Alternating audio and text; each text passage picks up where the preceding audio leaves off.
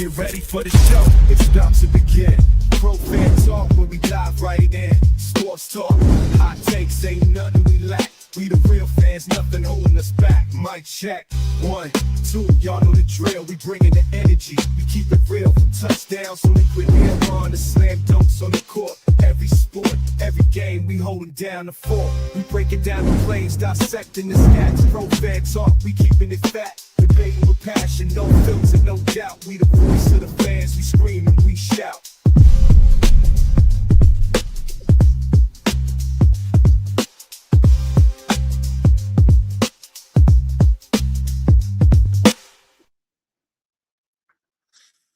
Happy New Year, y'all. 2026 is in the building. What is going on?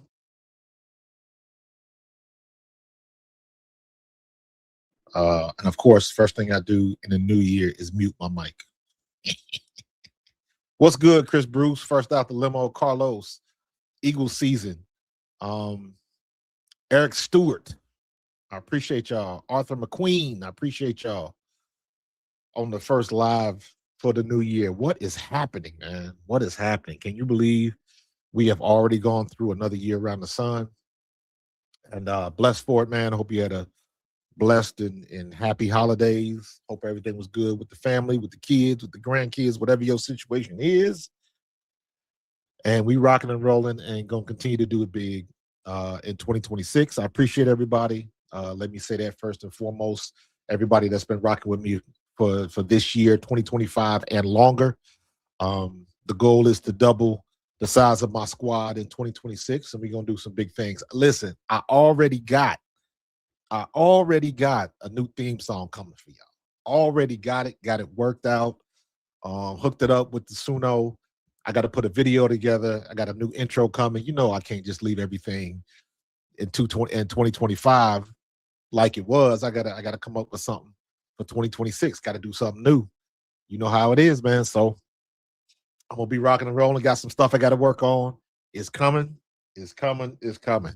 Hopefully, I'll have it done this week. I should have it done this week. I'm gonna work on it today, and just get the new graphics and all of that kind of stuff, man. You know how I do. You know how I do, man. You see the background. I'm gonna improve upon that. You see, I got Temple. I got Ishka Bibbles. I don't know if you guys saw if you was paying attention to the my little screensaver. I had Villanova up there. Got all these little touches of Philly in my background and stuff like that, and I'm gonna continue to do that, and I'm gonna continue to work it. And I got some new things, got some new toys that I'm playing with. So looking forward to this year, making it grow, doing some big things with the channel, Pro Fan Talk. Pro Fan Hoops is about to get really started. I done had that. I'm almost at 400 subscribers there, but once football season is over with and I can really dedicate it a lot of time to the women's college basketball game. I've been watching that. Allie Crooks and Lauren Betts and Olivia Miles and Hannah Hidalgo and all them girls getting it done. But we are in playoff time now. I am looking forward to the Eagles backups handling their business in Washington or in Philly against Washington. So I'm kind of glad they made that decision. We still have an opportunity to get the number 2 seed. I'm more worried about Detroit than I am us, because Detroit's on the struggle bus right now. So I don't know what's going to happen with them, but we'll see. So we got a lot to talk about. Everybody talking about get KP out of Philly. Chris Natty, Happy New Year to you. So what's up, Ian Sr.? Happy New Year to you. I appreciate you, man. Rich Mariano, what's going on, dude? Appreciate you jumping in. Yeah, man, we got some things, man. We got some things. But to pop it off, let me see. Somebody had a question earlier. Who had that question? Chris Bruce. You heard when KP said sometimes they just run just to run. Our offense is cooked. I thought the same thing. But it didn't bother me that much, but it did bother me because that tells me that we're dealing with coaches that just can't think of what the hell they need to do next. And I said this before, except in my mind, it manifests a different way. Whenever I see them come out in that trips formation and they run that wide receiver screen where Devontae Smith is blocking. To me, that says we don't know what to do. That's like a default emergency play. If you can't think of nothing, press this button, and it's gonna run this play. Sometimes it's a good idea. Most times it's not because everybody sniffs it out. So I heard that and I was like, bruh, it's like just say nothing. And then it's a problem when you running out of coach speak. That's how I looked at it. It's a problem when you are running out of coach speak. These coaches will talk for 5 and 10 minutes and won't say a damn thing. And you get a question like that should be easy to, I don't know, gibberish your way through it, for lack of a better term. Y'all know what coach speak is. All these coaches say all this. Coach speak, the prime example of coach speak is listen to any halftime interview, any interview with Pam Oliver or Clarissa Shields or whoever on the sidelines as the coaches are going into the locker room for halftime. Listen to those speeches. That is coach speak. Yeah, we got to do a better job stopping them on third down. We got to get our defense off the field. We got to do a better job and not turn the ball over and take advantage of our opportunities. That says absolutely nothing. That's a default that you could say in any game in almost damn any sport. So they're saying stuff without saying stuff. And the funny part is I laugh because them sideline reporters get paid a lot of money and they're not really getting any information. Them coaches ain't saying nothing that we don't already know. Every now and then you get a couple nuggets from some guys, but it's damn near borderline disrespectful. You're going to ask a guy, what is he thinking? His team getting their doors blown off. He thinking about going into the locker room and cussing some folks out. He don't want to talk to you, but they got to talk their way around it so they don't say or do something stupid. So, hey, coach, how would you assess this first half? We down by 21 points. What do you think? And there's been some times where they get a little spicy with it, but you understand what I'm saying, man. You understand what I'm saying. So, hold on. What's going on here? Did I miss something? Hold on. My man.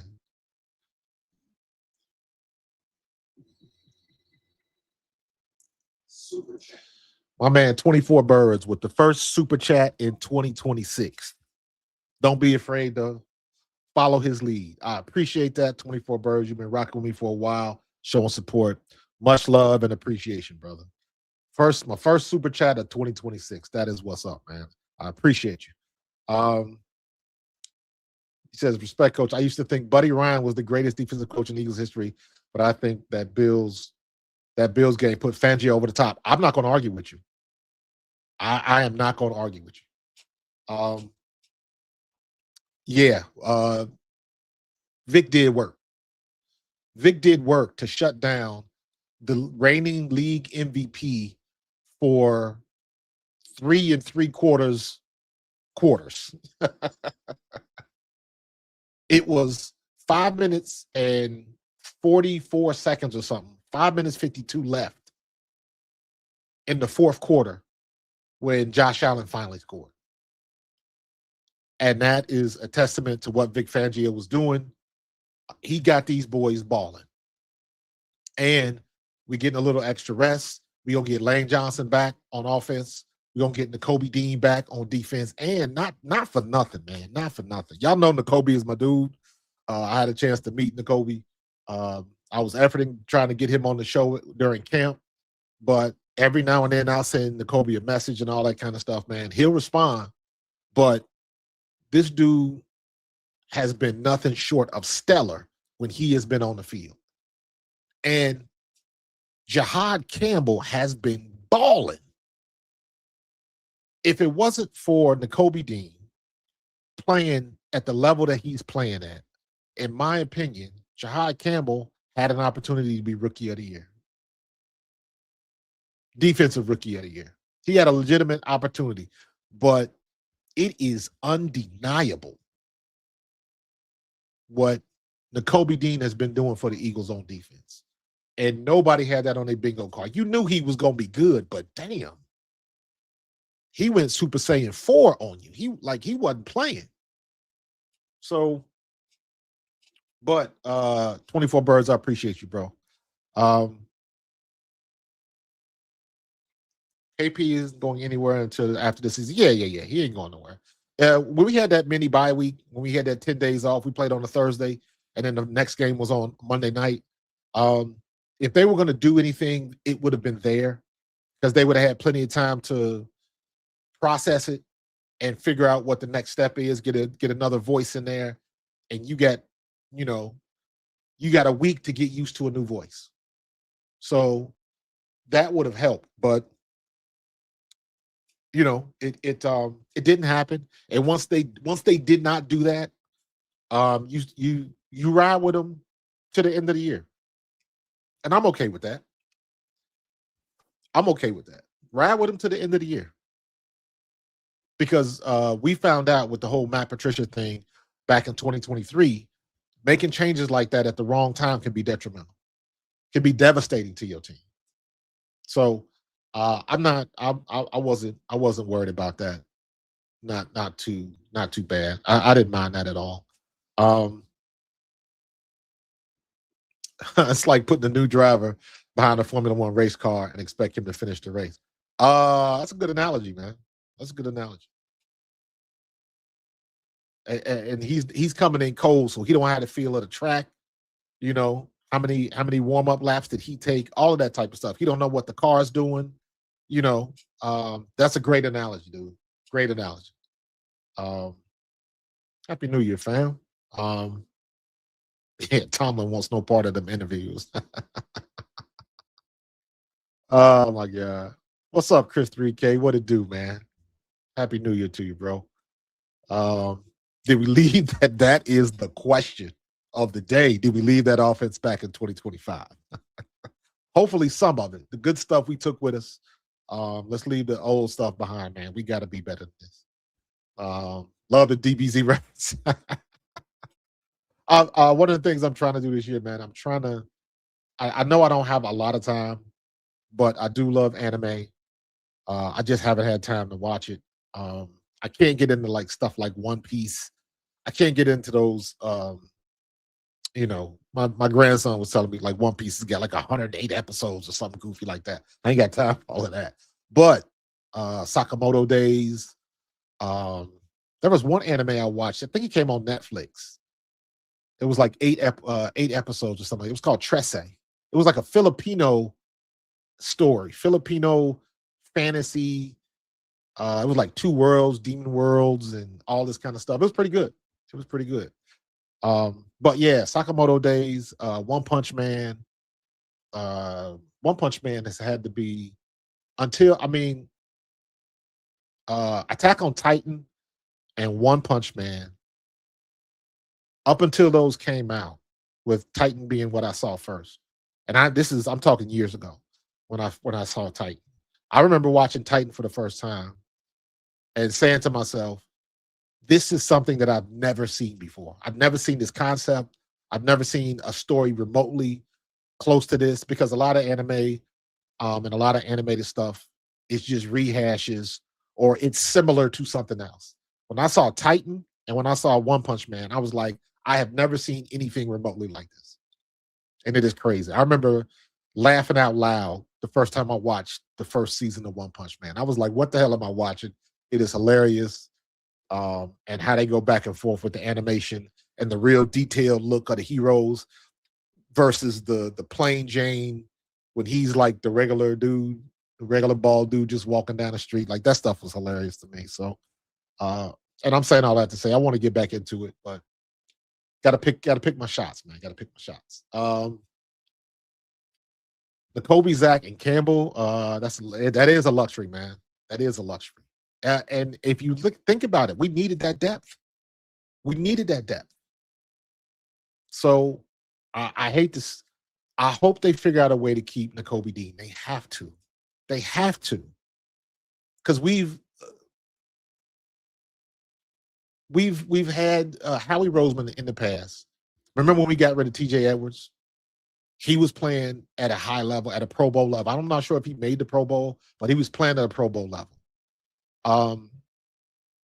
And we've had opportunities to keep really good players. Nakobe Dean is not a really good player. He is a Pro Bowl level, elite level linebacker and can stop the run at his size, his nose for the ball, his quickness, um, his elusiveness, getting past the line of scrimmage, getting skinny, and getting through those blockers to get to the ball carrier is elite. And when you have that somebody in house, man, you can't let that go. You can't let that go. I know we just signed Nicole. We just signed Nakobe, but not Nakobe, Jihad. I know we just signed Hyde, but oof, man, that's a good problem to have, though. That's a good problem to have. What's up, Die Hard, man? Happy New Year, bro. Um, Offense is going to be above average in the playoffs because of Hurts key runs when the passing offense breaks down. Let's hope so. But I just want normal logic, common sense stuff to happen. And I haven't been seeing that watching the film. We cut off anytime Jalen Hurts has to scramble out or they roll him out, you automatically cut one side of the field. And like I've been saying all year, our pass blocking has been adequate. The run blocking is the problem. The run blocking is the problem. So, yeah, is it 1,000 episodes? Good Lord, man. See, fun fact. I was trying to watch Solo Leveling. I watched the I think it was the first episode where the dude woke up and isn't that the one where he fought the big giant white ants, whatever that is? I think that was the first episode. And I'm trying to watch that for a very specific reason. And now this might sound funny to you, but this is the stuff that inspires me. Okay. My grandson was another one that he was like, you got to watch Solo Leveling because he's watched it. He loves it. He got his wife watching it. He loves that show. But the first time I watched it, the first thing I noticed was all of when he was in there and then the computer screens would just pop up in the middle of the air. And I was like, immediately my brain starts processing. And I was like, I got to figure out a way to incorporate that in my football videos. So that's what I'm trying to do. I got episodes. I done pulled clips from YouTube and from episodes, and I'm trying to incorporate that in some of my videos when I do breakdowns. I'm gonna be doing a lot more breakdowns. I think I'm gonna do this year. I'm going for quality, not quantity, because what you have a tendency to do when you cover in sports, covering the Eagles, and then you covering NFL trending sports and what's going on in other sports and all that kind of stuff. Because the cycle is fluid and always going, breaking news. You really don't have time to sit down, script something, write it, edit it, and put it out. I've done that a few times, but because the news cycle happens so fast with sports, it's like I want to get something out and I don't have time to edit it, jump cut it, add graphics. I want to get it out because it just happened. So you want to get it while it's hot.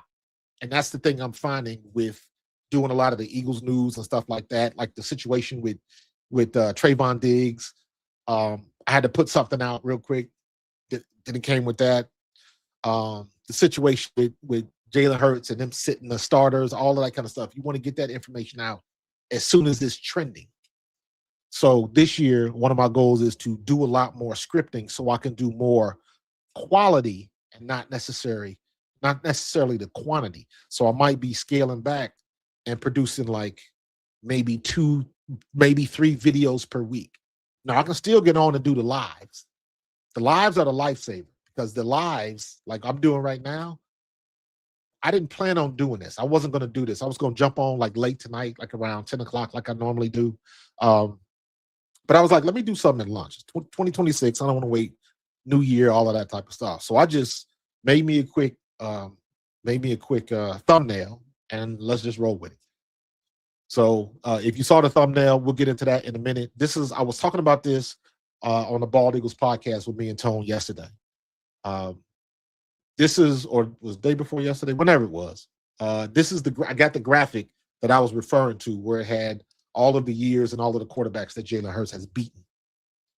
So, but back to the original point, Solo Leveling. I have been watching it, and I am trying to pull like graphic. That's what inspires me, seeing graphics and stuff like that. There's another one. I don't even know the name of this. I saw this um on a YouTube channel, and it was some random anime, and I don't even know if I would call it anime because it was 3D. It's like cell shaded 3D, but it was clearly made in, Indonesia and Japan, China, somewhere like that. Because it was in, I don't know what language. I don't know if it was Korean, Japanese, Mandarin. I don't know what it was, but it was a fighting anime, and all of these letters kept popping up, and it's that style where they want to highlight a villain or a NPC or something, and they had this cool graphical way of doing it. And same thing, I took screenshots, and I was like, I'm gonna find a way to use that in my videos. So, My Hero Academia, that's another one. But like I said, I can't do everything. I can't do everything. When I watch anime now, I take some people's advice, but for me, if I'm looking at stuff like the first time I saw a clip of Sakamoto Days, I was like, "That's dope." The first time I saw a clip of One Punch Man, it was the one where he fought the Sea King, I think it was, and I was like, "That's dope. I want to learn more about that." And then he starts walking, and then it got me because the clip I watched of One Punch Man, he beats the Sea King, and then all of a sudden it's back to that plain Jane animation style. I was like, "Wait a minute, what just happened?" So stuff like that interests me. So a lot of times it's a visual thing for me. Um, Giants eating people. Yeah, that's what Attack on Titan is, but it got a lot more detailed and in depth than that. So, um, who, if any, of our starters are you nervous about us losing in the offseason? Reed, Ojomo, Campbell, Nakobe. Um, Campbell's not going anywhere. He's a rookie. We got him under contract. We drafted him. Ojomo, they're going to keep him. Reed Blankenship, I'm a little worried about, and Nakobe Dean, I'm a little worried about. Probably Nakobe and Reed most. So Reed was an undrafted free agent, and has turned into a major leader on this team. So um, it yeah, Nakobe and Reed, absolutely, absolutely. Got another super chat in the building. William Johnson, $10 super chat. Thank you, man. Great show, bro. Miss you and Tone yesterday. I appreciate that, bro. Appreciate that. Me and Tone, we do a midweek. We did the midweek yesterday. And usually the rule is the Bald Eagles podcast, we do a pregame. If the game starts at 1 o'clock, me and Tone go at 10. If the game is anytime after 1 p.m., me and Tone will go on at 11. That's game day. That's the pregame show. Then on Tuesdays, normally we do a midweek show at 7:30. We're doing it at 8 p.m. now because Tone just started a new gig, so we're trying to make it work for him. So yeah, man, you can catch us on game day or every Tuesday. So, and I don't know how that's going to change after the season. I don't know if we're going to do that midweek show still, but we'll still meet up every week and still have the Bald Eagles podcast. Don't get it twisted. So, but I appreciate you, man. Thank you for the super chat. A comment got killed is dope, and it's 1-2 day watch 20 eps. Getting all of these things. Listen, man, what I think I'm gonna do is I might start a segment because now that I got you guys know I got my MetaQuest. And one of the things that I've been doing is I figured out how to watch movies and anime and stuff. They got the features in there where it looks like you in a movie theater. So I might start watching the animes, maybe doing some anime stuff through the MetaQuest. And maybe I'll start producing some of that. Because listen, every time I talk about anime, we go down a rabbit hole. And people come out of everywhere. You should do this. You should watch this. So clearly, there's a ton of people that watch and appreciate anime. So I might have to jump into that space because as long as there are people that want to talk about it, let's talk about it. So I'll keep you posted on that. Let me see. I don't think I don't know what Tanner McKee's contract is. Hold on. Tanner McKee contract. Because here's the thing. He's on a 4-year deal, signed in 2023. So we got him under contract through next year, through the 2026 season. Now, where that comes into play with Tanner McKee specifically is he could be trade bait. He could be trade bait because he's somebody that, especially depending on what he does this week against Washington, if he beats Washington, somebody's going to want to pick him up. Somebody's going to want to pick him up, and they will be willing to trade something. And I could see Howie making that move because unless Jalen gets hurt, Tanner's not going to start here. He's never going to start here. So, because Jalen Hurts, regardless of how bad Jalen plays, Jalen, despite his spikes, his ups and his downs, he's the franchise. So they're not going to get off of that. And he produces, and we got a Super Bowl behind his play.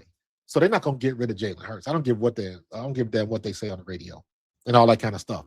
But Tanner McKee has proven to be a very good backup. And he strikes me as somebody that eventually somebody's going to give him a shot.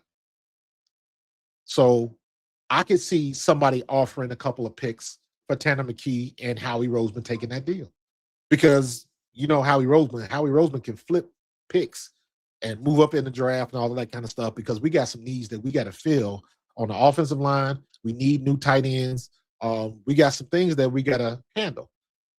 It's not things that we got to worry about, but it is some situations that Howie Roseman has to handle, and I believe he's going to do that. So I don't know if it will happen with Tanner McKee, but he will definitely be trade bait.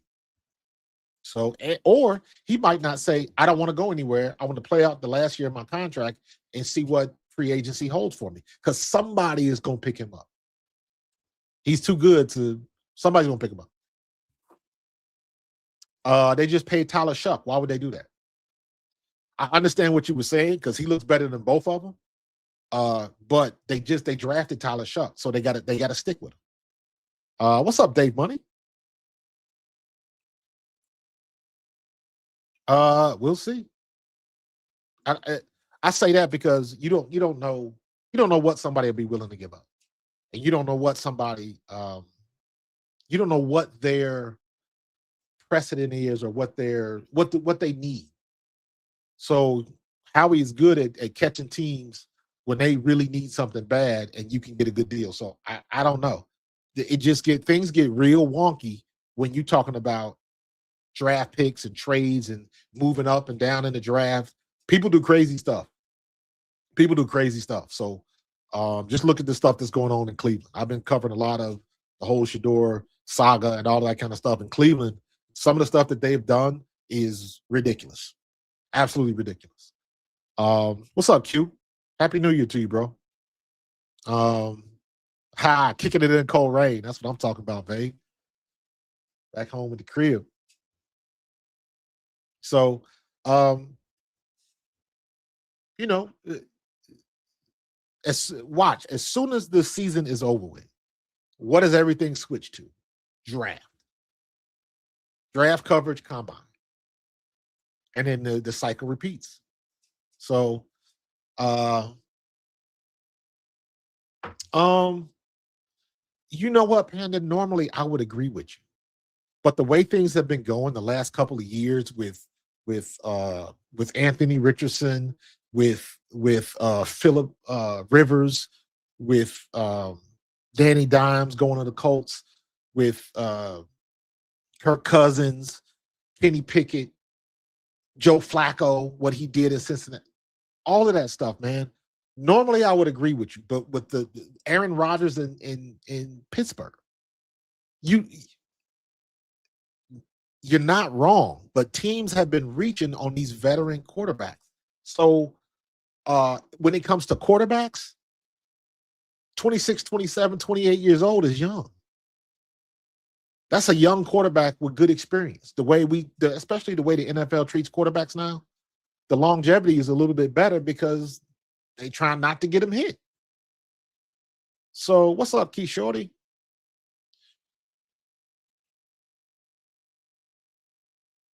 So that's an unsay. What's good? What's good, bad guy?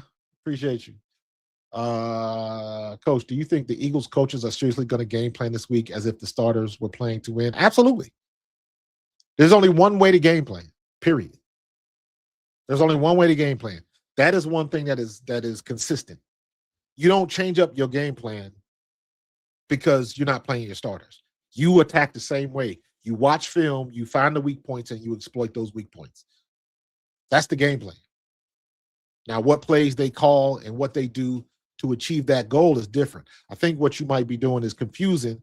Like if let's say if somebody gets hurt and then you bring, like, look at the whole situation with Joe Flacco going back to Cincinnati. He got there and didn't know the offense, didn't know any of the players. And that is where you change up. I'll say, okay, let's figure out what you do know and let's just roll with that for a week until we can get you in the film room and you can get up to speed. So I think you might be confusing. The game plan is always going to be the same. This is not a situation where we got new guys. We got a new quarterback and doesn't know the offense. This is not that situation. We got somebody that's been in the locker room for the past 3 years, and he knows what he's doing. He knows what's expected of him. And every time he's had to play backup, he's done a good job. So I think the game plan is not what I'm worried about.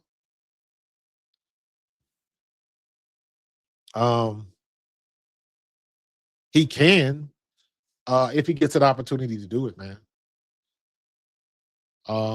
I've said it before. I would love, everybody's talking about Shane Steichen coming back, and that wouldn't surprise me if Nick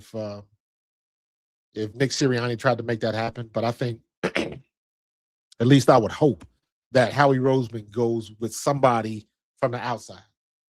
I don't want anybody promoted from within.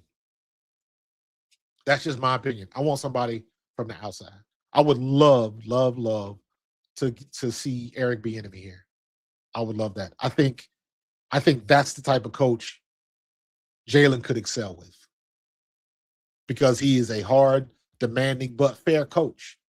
Very similar to what, if you've heard stories from Jalen talking about how his father coached him, that's what he's good with. He played under Nick Saban. That's what he thrives in.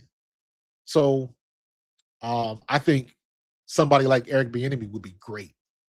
So I don't know. Why did we cut our long snapper? I have no idea. I didn't even realize we did cut our long snapper. Did we? I don't know.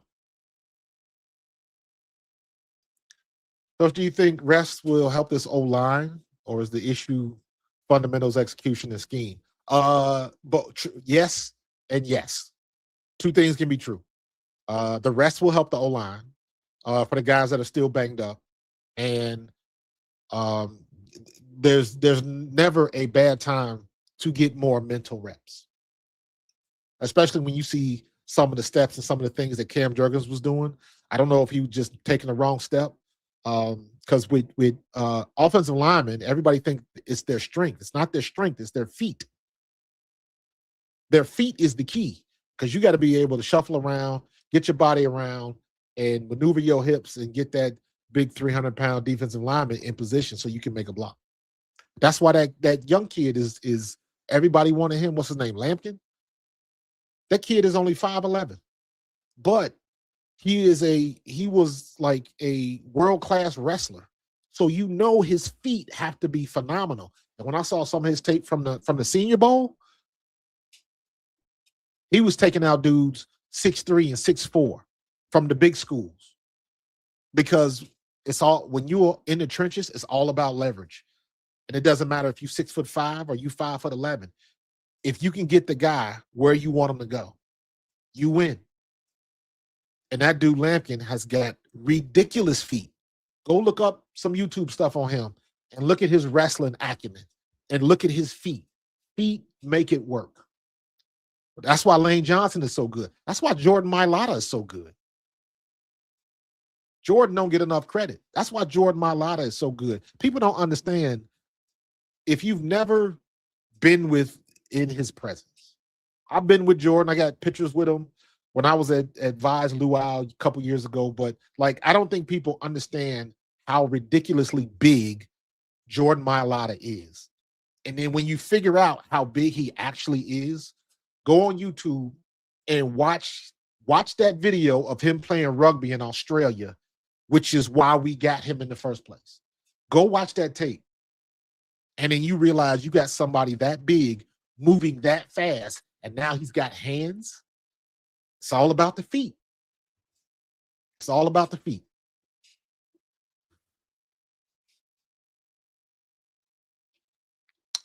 Yeah, but that doesn't mean he couldn't take the opportunity if it was offered to him or if he interviewed for it. You never know what's going to happen. I like Bieniemy. I was a fan of Eric Bieniemy back when he was in college. Y'all don't know that Eric Bieniemy was in college when he was that short dude and he had these huge guns. That's what he was known for.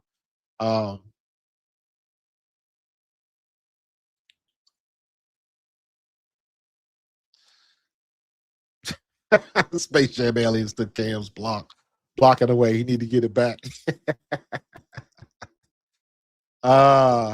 Okay, you got signed back to the project. They was probably moving somebody around or something like that. I don't know. You know how they do all this stuff. Samoan Polynesian, I believe so. So yeah, we got some things that we can do. Yeah, Mailata is huge, man. Mailata is huge. Real nice dude, man. Real nice dude. I got to find that videotape. I got a videotape when I was at the Luau, and he was on stage singing. He had his ukulele, and he was singing. I was like, yo, that joker got some pipes, man.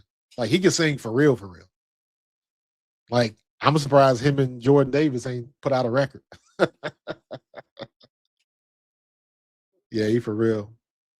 Yeah, man. Bieniemy was no joke. Remember that? I remember seeing that play where one of his linemen did something, like screwed up somehow, and him and that lineman were arguing on the field, and Bieniemy pushed him and knocked him down. I remember seeing that. I was like, this dude ain't playing. But yeah, I want to see. I would like to see them get somebody from the outside. Was I a Bigsby or a Saquon type back? Neither. I modeled my game after Gale Sayers.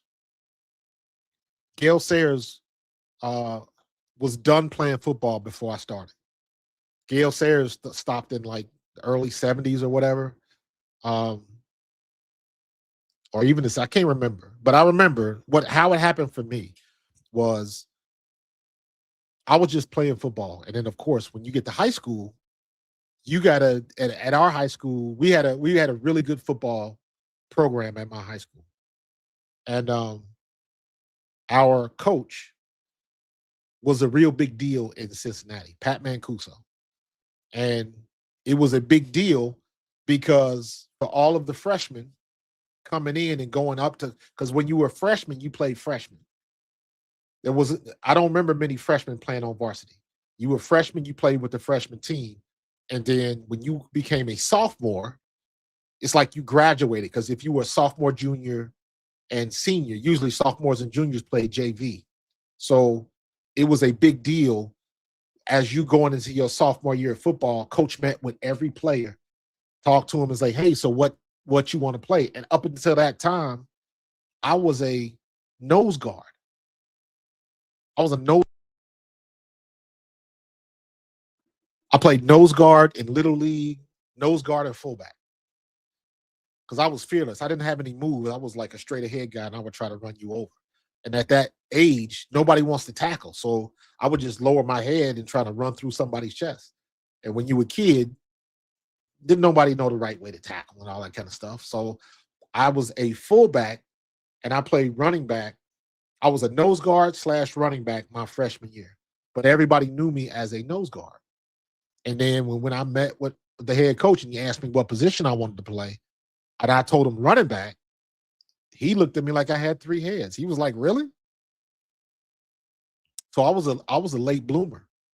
But going into that year, we met and coach would always show like the NFL films videos. And he showed the one video with Gale Sayers, um, where he said, "All I need is 13 inches. I'll do the rest." And when I saw that, it was just like, boom. And then I changed my number to number 40. And that's, for me, that's where it started.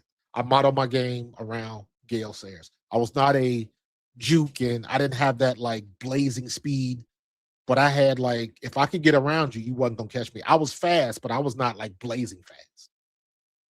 But I was fast enough to run away from people. And then, like, I was a late bloomer. I didn't do anything until my senior year in high school because people didn't even think I was going to start my senior year. And then I ended up being the best back we had that year. So, yeah. So Gale Sayers was my dude, and I wore 40 high school through college. And then when I got to the World League, they gave me like number 26, and I ended up changing it to 40 the first chance I got. So, hey, Ty, baby, Happy New Year. Yeah. Gale Sayers was the truth. So I adopted that style. I was a slasher. I was strong enough to where I could run you over and I could cut back very well. I wasn't like Barry Sanders, like shaky, like Shady was. I didn't have them type of moves. But I could plant and cut and make you miss. Or I remember one play, we was playing Morehead State. That's the game I broke the all-time rushing record. I had a pitch to the left. Everybody knew I was getting the ball. I caught the pitch. I had taken one step with my right foot going to my left. And when I took that second step with my left foot, I planted and did a 180 and ran back the other way and got all the way down to like the 1 yard line. It ended up being like a 40-yard run because everybody was trying to over pursue, and I just cut it all the way back and took off. So I got good at doing that. So yeah, Gale Sayers was my dude. Hold on, I see people tweeting. Y'all talking about you know what? I haven't watched the playoffs. I know Ohio State lost. I watched the national championship game, but it's so much drama with the playoffs. I wasn't even interested, to be honest with you.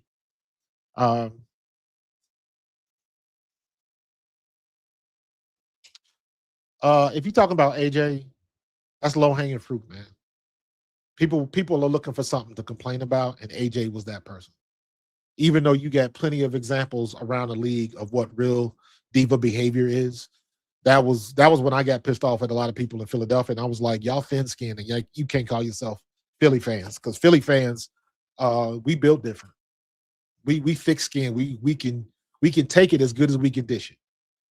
So I was calling people on the carpet for that. I was like, nah, we don't get down like that. That's what you worried about? Stop it. Why do all those clips from the 80s and 70s look like they're in slow motion? Doesn't really reflect. It does because, see, why you gonna make me nerd out, Q? Why you gonna make me nerd out? The reason why it looks like it's in slow motion is because we do everything in digital here, and we got 30 frames a second. We got 29.3. We got 24 frames per second. We got all of these different FPS that they really didn't have a handle on back in the day. That's why. So, yes, lower frame rate. See, dude, you already know. See, don't get me nerding out, man. Yes, in my opinion, if Bo Jackson had not have gotten hurt, Bo Jackson would have been the best running back the NFL has ever seen. Period. I agree. I believe that. In my opinion, Jim Brown was the best running back we've ever seen. Now I know everybody the records and what Saquon did, but what Jim Brown did back then was unprecedented. And then now, mind you, when people say, yeah, it's different now and it's harder to play, and I'm like, y'all got to forget, Jim Brown played with the leather helmets and people could grab you in the face and the stuff that you could get away with back then, because number one, there wasn't the rules to protect players, and number two, they damn sure wasn't giving a crap about black players back then. So it was just a different time, and the stuff that Jim Brown could do at his size, and he played lacrosse. Come on. Jim Brown was the best to ever do it. If Bo Jackson would have stayed healthy, he would have been the best. And I know Adrian Peterson, Emmitt Smith, Saquon, what's your boy for the Rams? Eric Dickerson. All of them were good. All of them were good. But I think, in my opinion, Jim Brown was the best running back to ever play. If you want to argue Barry, I'm not going to argue with you. I'm not going to argue against that. If you want to say Adrian Peterson, or if you want to say, hell, even Saquon or ED, I'm not going to argue with you. There's no wrong answers in that. It's all on your opinion. Bo was, yeah. Bo,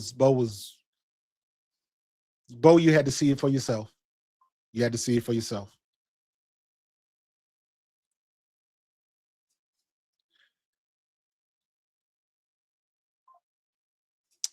LT is the best running back you ever seen play. LT was good. Although people forget about what's his name? What's his name? What's your boy that played for the Rams and the Colts in the Hall of Fame? Man, I'm getting old. I'll be forgetting these names. Hold on. San Diego State all-time running back. Marshall Faulk.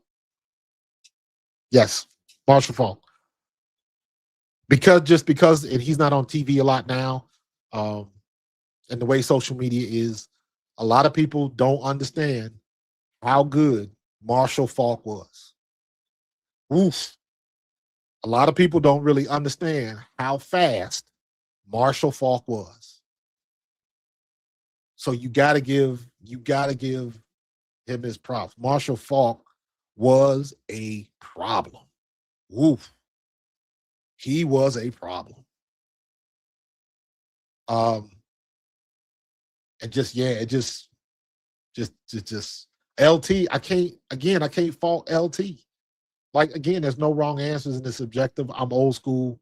So I gotta again, Jim Brown was done playing before I really started playing but he was still in the public eye when I was growing up. So there was enough content to look at Jim Brown and what he did and how he did it for that short time with the Cleveland Browns. So yeah, Marshall Faulk was the truth, Ian.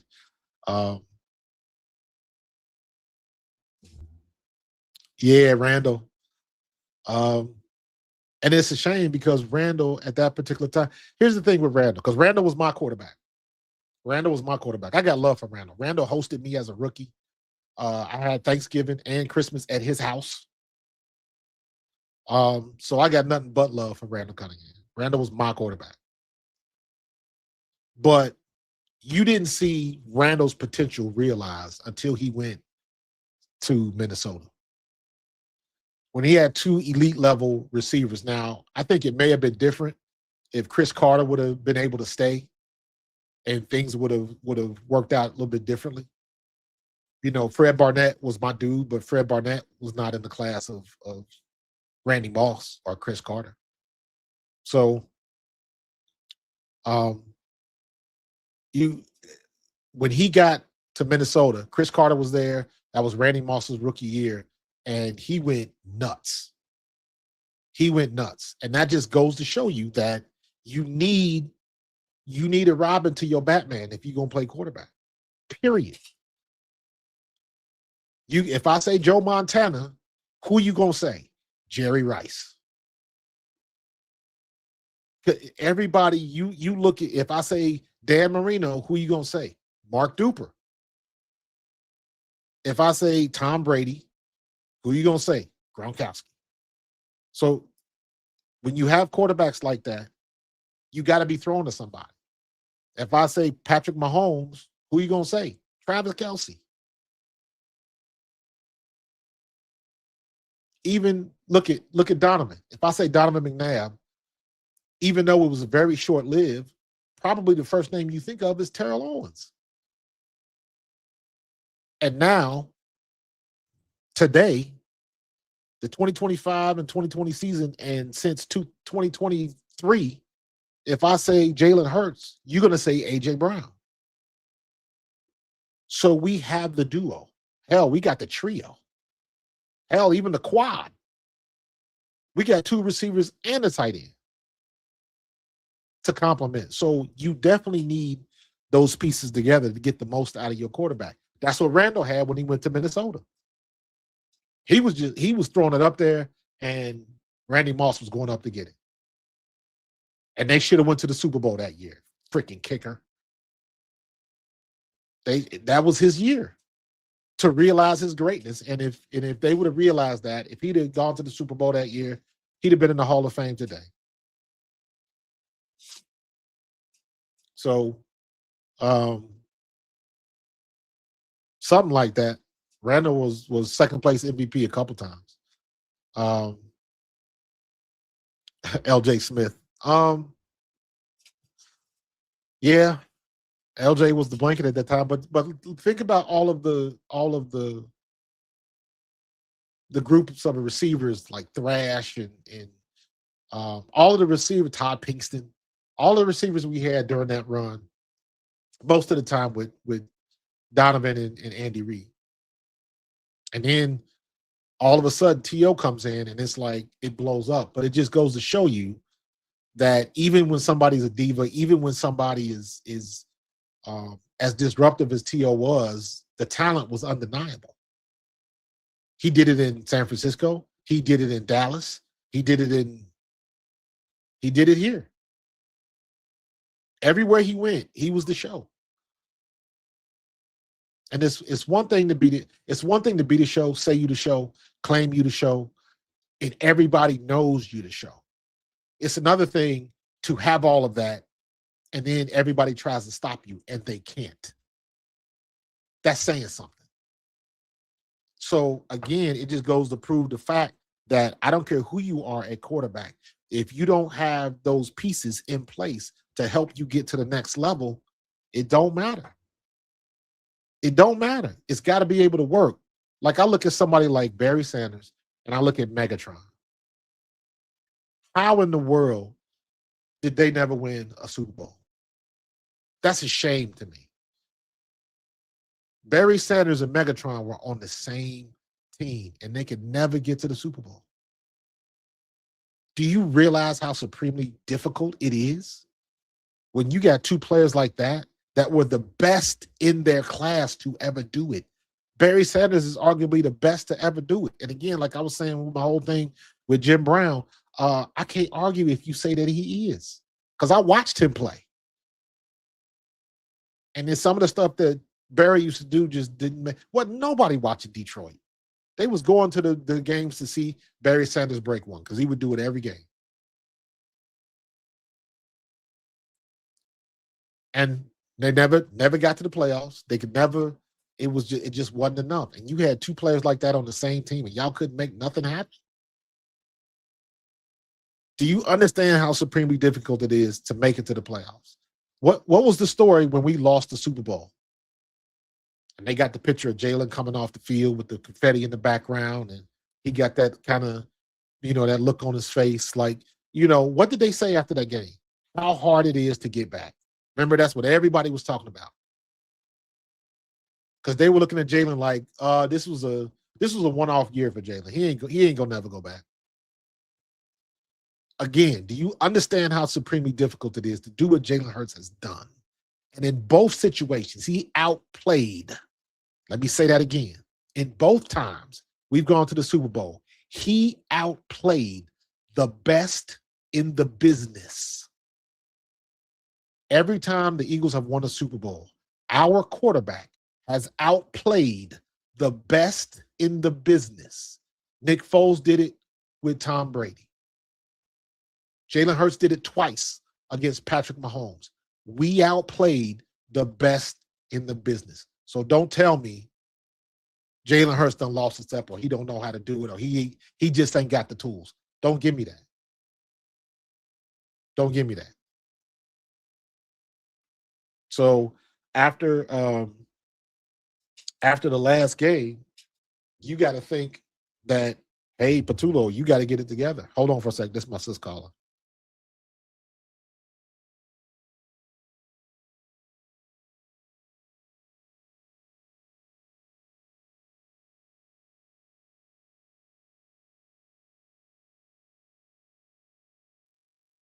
Say Happy New Year to my live stream. Hello, Happy New Year to everyone. Thank you for listening to my brother. He is the best. He is awesome. And thank you for spending your first day of this beautiful new year with him and his friends. All right, I'll call you back. I love you. Love you. Bye. That's a big sis. But yeah, them quarterbacks, yeah, Chris. And Chris, I gotta say it like this because y'all know I was one of the ones that was saying like it ain't all on Kevin Patullo. Sometimes it's player execution. I was the one that was saying that. But after that Buffalo game, I was like, nah, we gotta go in a different direction. Especially after his comments. Like, who was that, Chris? Is that you mentioned that earlier? We say sometimes we just run the ball just to run it. It's just like, and that's not uncommon. Just don't say it out loud, bro. Just don't say that out loud. It's not a good look right now. It's not a good look. So, it's. I just want people to understand how supremely difficult it is to play this game, and I don't care how good you are. If you don't have the right team around you, it don't matter. It don't matter. And that's why I'm like, I don't care what rank you give them. I can't wait to the end of this week. I'm gonna start an annual Cancun All-Star team. All the big name quarterbacks and all the yards. Y'all know what I do. I'm gonna add up all of the passing yards of the quarterbacks that did not make the playoffs. And that just cosigns my theory that the long ball is overrated. So all of these quarterbacks throwing for 4,000, 4,500, damn near 5,000 yards, did they make the playoffs? And if they did make the playoffs, what did they do in them? Because guess what? Remember when they was talking about Dak Prescott was MVP and y'all better stop playing with me. Remember they tried to argue that, who was that said that? Hugh Douglas. I had to look at Hugh. Come on, Hugh. Come on, bro. Other than winning, what's the one thing that Jalen Hurts does that's elite? I think that was the question. Something to that. And it's like, other than winning. And what he was trying to do was, because that's the one thing that people go to. And it's like, well, what else do you need? And again, that leans into that narrative of the style points. You want it to look like a certain thing.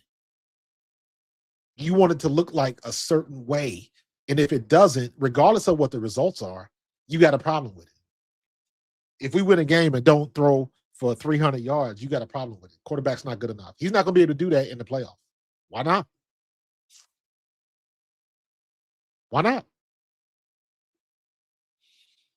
Caleb Williams wasn't supposed to do that against San Francisco. Why not? Remember when they kept saying Caleb Williams was a bust? Remember that? The game This game done got screwed up because of social media and because of this very impatient fan base that we have. Everybody thinks that things are supposed to happen immediately, and they never have. They never have. Just us as a society, we're so used to the convenience of we need it right now. Even the way we share information, get information, talk about information, everything is right now. But everything can't you there's no such thing as a right now development. It doesn't exist. That's an oxymoron. You can't develop something right now. Development takes time. Go see Troy Aikman, what he did his first 3 years. Look at Troy Aikman, how many interceptions he threw for the first 4 years of his career. Look at Peyton Manning, two of the best that ever did it. Look at Drew Brees. Look at Phillip Rivers. Look at Matthew Stafford. Look at what they did the first few years of their career. Look at the lumps that they had to take before they became what we know now. Stop playing. Stop playing. People forget how hard it is to play this game because you think it's Madden. You think it's Madden. So listen, man, Ian, it is the glory days because I remember them days when I was with the Eagles and after back in the 90s.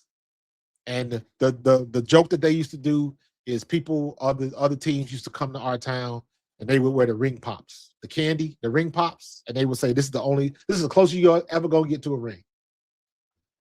And we had to swallow it. We had to take it because we hadn't won any. Technically we had, but they don't count the championships that we won before they called it the Super Bowl, before the Super Bowl era, before the AFC and the NFC combined. They don't count the championships like in the 40s, 45 and 48, I think, something like that. Let me see.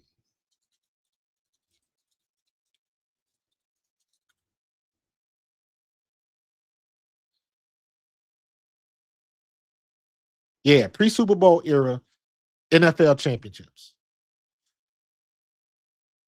We won 48, 49, and 1960 before it was called the Super Bowl. So we won 48, 49, and 1960. Now, I don't know why they wouldn't count 1960 because 1960 is when that's when they started playing football as we know it. 48, 49, the jokers that was playing football back then, after they got done playing football, they had to go to work. They had to have jobs and all that kind of stuff. So it was just a different era. But I will say this, a chip is a chip. A championship is a championship. I don't care when you win it. But again, in this lifestyle that we're in now, what have you done for me lately? So, yeah, Dan Marino, they just knew Dan Marino was going to make it back to the Super Bowl after what he did his rookie year. Nope. Couldn't do it. Couldn't do it. So, still hate ring pops to this day. Yeah. Yeah. And now it's funny. Back then, back in the 90s was the last time, because let's be real, we used to catch all of the hell from the Dallas fans. We used to catch all the hell from the Dallas fans, rightfully so. And this is why I always say, like, I can go toe for toe with Dallas fans. I hate Dallas. I hate Dallas, but I don't hate Dallas. Because I grew up as a Tony Dorsett fan. So I hate Dallas, but I don't hate Dallas. You know what I'm saying? You get what I'm saying. Because I wasn't schooled to that rivalry until I became a Philadelphia Eagle. But I understand. But also, now, since I played, it's been longer since they won a championship. It's been 30 years since they won a championship. Their championship tapes are on VHS. So here's what I say to Cowboys fans, and you guys have been rocking with me for a while. You've heard me say this before. If you did not see Michael Irvin, Troy Aikman, and Emmitt Smith play on TV for yourself, if you never watched them play in person, I don't want to hear from you. Your thoughts and your opinions mean nothing to me. If you were OG And you were back there in the Michael Irvin days and the Troy Aikman days and the Emmitt Smith days, and the Larry Allen days and the Darren Sharper day. If you played back then, not Darren Sharper, what was the safety they had? Darren, is it Darren Woodson? But if you watched the Cowboys back then, you knew how good they were. The Jimmy Johnson Cowboys, Lord have mercy. But how long ago was that? Stephen Jones looks older than Jerry Jones when Jerry Jones bought the team. And he still ain't running the show. But my point is that you talk all of that smack. Let Nate Newton, absolutely. If you had a chance to watch them dudes and you was a Cowboys fan back then, talk your talk. I ain't got no problem with you. Talk your talk. Because if you keep it 100, them was some bad boys. And wasn't shit you could say about it. Jimmy Johnson had them dudes right. And even Barry Switzer came in and got him one. Them boys was nasty. And they did it on the field every week. So if you, from that era, talk your talk. But if you didn't see it for yourself, if the only time you saw Troy Aikman is on YouTube or commentating, miss me. I ain't trying to hear from you. Your equity is not valid here.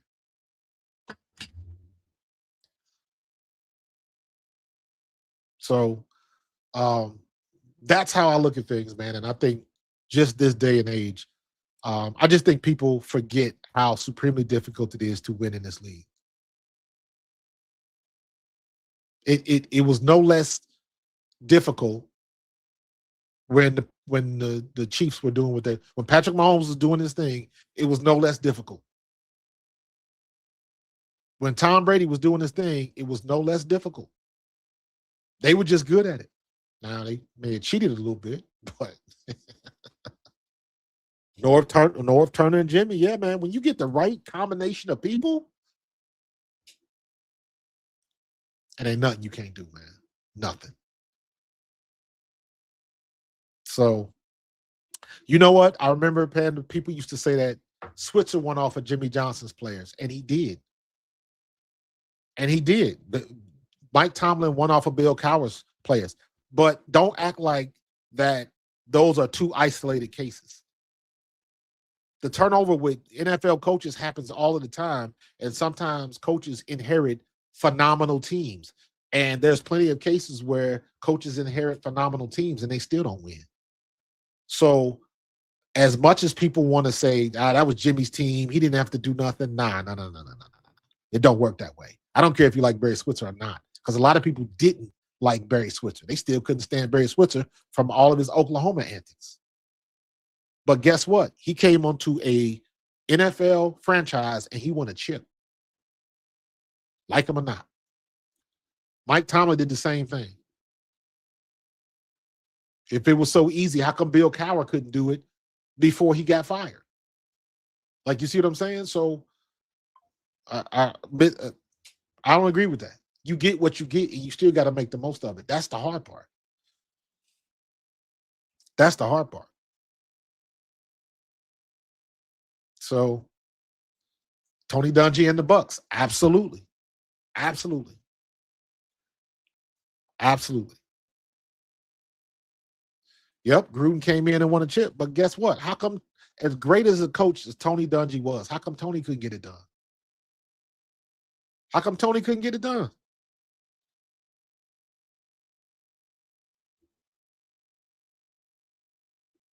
Gambling debts. The more things change, the more they stay the same.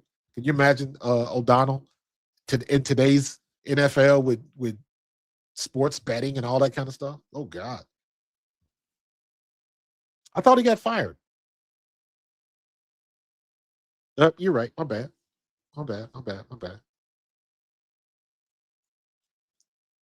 But even though that's not automatic, Panda. That is not automatic.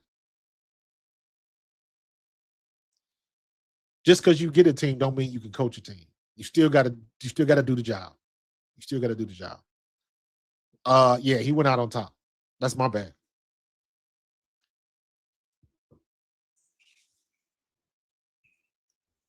That's my bad. He went out on top. But still to come back in and get back to where you just were, it's a difficult task, man. Difficult task. And that, even saying that, that gives more credence to what Sirianni did.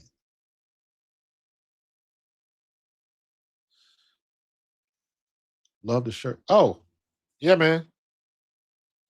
Yep. One of the twins, Sprite. Hey, listen, man, I'm a cartoon fanatic, bro. If you get me started talking about the original Scooby Doo episodes, and Tarzan, Lord of the Jungle, and Battle of the Planets, and Super Friends, like the '70s era cartoons, Plastic Man going into the '80s. Like, dude, yeah, I'm one of them dudes, man. And one of the twins' powers activate. Even though nobody liked one of the twins, I got a twin sister. That my sister that called, that was my older sister. I do have a twin sister, and she bought this shirt and told me to find it and buy it. So I did. So when I wonder twin powers are activating. So but appreciate that, bro. um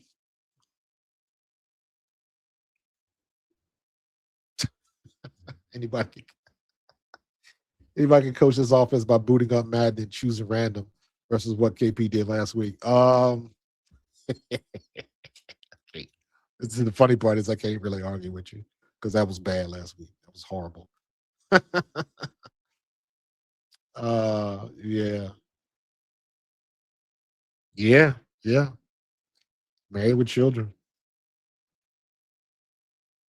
Yep.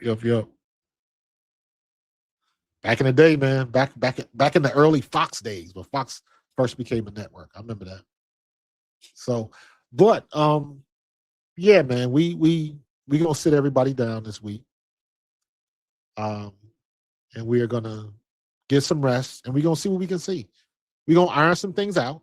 That's for sure. I just hope Washington don't do nothing stupid, because I can see Frankie Louvu doing something dumb, getting fined again or something like that. The potential exists. So the more I think about it, the more I am glad that we sitting everybody down, and we doing the smart thing. In my opinion, we doing the smart thing. So I still think we can handle business. I still think we can win. And Chicago, I would think if Chicago plays like they played against San Francisco, Chicago is going to bury Detroit. But then again, San Francisco put up a whole lot of points. So, let's see what they do. They still got Jahmyr Gibbs, and they still got a good offense. Like, listen, man, if Dan Campbell just takes the points and doesn't go for the fourth down every time, maybe they come out with a win. Let's see if that can happen. You know what I'm saying? So let's see if that can happen. So, but all right, I'm about to get up out of here, man. I got some things to do. I got some work to do. I got some homework. Got to work on the new intro. Got to put the finishing touches on the new song, all that type of stuff, man. We doing big things in 2026, y'all. I'm telling you. So, but all right, I'm about to get up out of here, man. I appreciate y'all. Thank you for the first stream of 2026. I appreciate everybody rocking with me in 2025. We're going to continue to grow. My challenge to you is, number one, smash that like button. And next time you join me, please tell your friends about me. Bring a friend with you. Because remember, my goal is I think I peaked out at like 57 viewers today, which is good for me, but I'm trying to get to the triple digits. I want to get to the triple digits. And what I need is all of you that join me consistently. I need you to bring a friend. Tell a friend to bring a friend, as my man K-Sap said. I need you to bring a friend so we can get these numbers up and we can keep doing the thing, man. So, all right, everybody stay warm. I love you. I appreciate you. God bless you. Let's start this year off right. We're going to get it done. And, I'm going back to the screensaver because I like it. I like it. But I'm going to get up out of here. Go Birds.